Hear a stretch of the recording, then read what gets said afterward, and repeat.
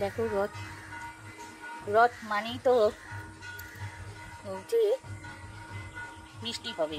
তো দুপুরবেলা কিন্তু ভালো একটা বৃষ্টি দিয়েছিল। আর আজকে কিন্তু আমি বসে গেছি বাইরে।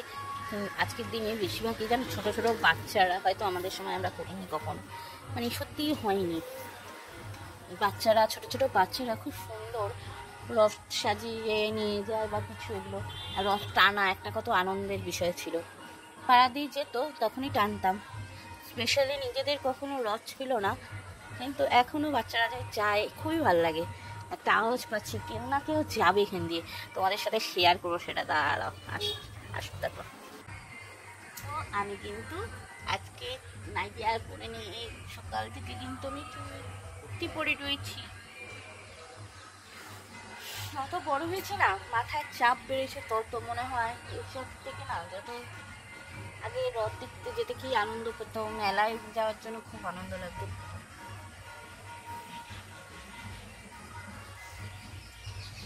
কিন্তু এখন এমনই হয়েছে পরিস্থিতি যে আর আনন্দটা সত্যি হারিয়ে ফেলেছি। মনে হয় ছোটবেলাটাই অনেক ভালো ছিল। ছোটবেলায় হয়তো ছোটবেলার মানুষরা, মানে যারা এখন ছোট, তারা ভাবে যে বড় হলে ভালো লাগে, কিন্তু না, ছোটবেলার জীবনটাই আলাদাই একটা কাটতো, আলাদাই মজা। সব বন্ধু বান্ধবী মিলে মেলায় যাওয়া, আনন্দ করা সব। আর এখন সম্পূর্ণ একার লাইফ, সিঙ্গেল।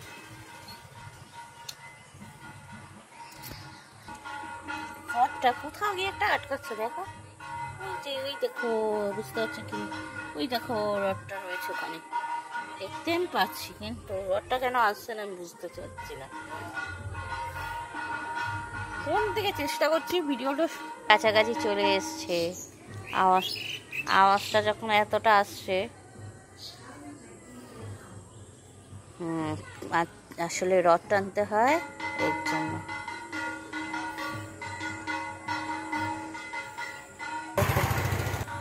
চলো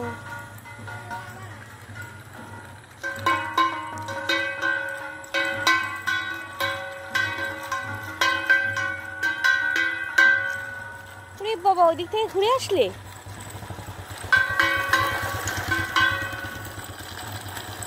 ও হচ্ছে না, টানছে না, নিয়ে যাচ্ছে।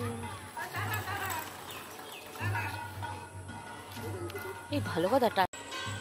তো বিকালবেলা চা রেডি, চোদ্দ চা, মানে মায়েরও খাওয়ার ইচ্ছা ছিল, আর আমার বিস্কুট অলওয়েজ লাগে। সে ভারী বিস্কুট দাও, যাই দাও, কমা দামের মনে মেরি বিস্কুটও আমার এটাই লাগে। এই বিস্কুটটা ছাড়তে না। চলো চাই, এটা চিনি ছাড়া, কিন্তু দুধ খাও, বিকাল খাও, যাই খাও না কেন, চিনি ছাড়া খাও, চিনি গুড় কিছুই না। কিন্তু চা ছাড়া কিন্তু আমি চলতে পারি না।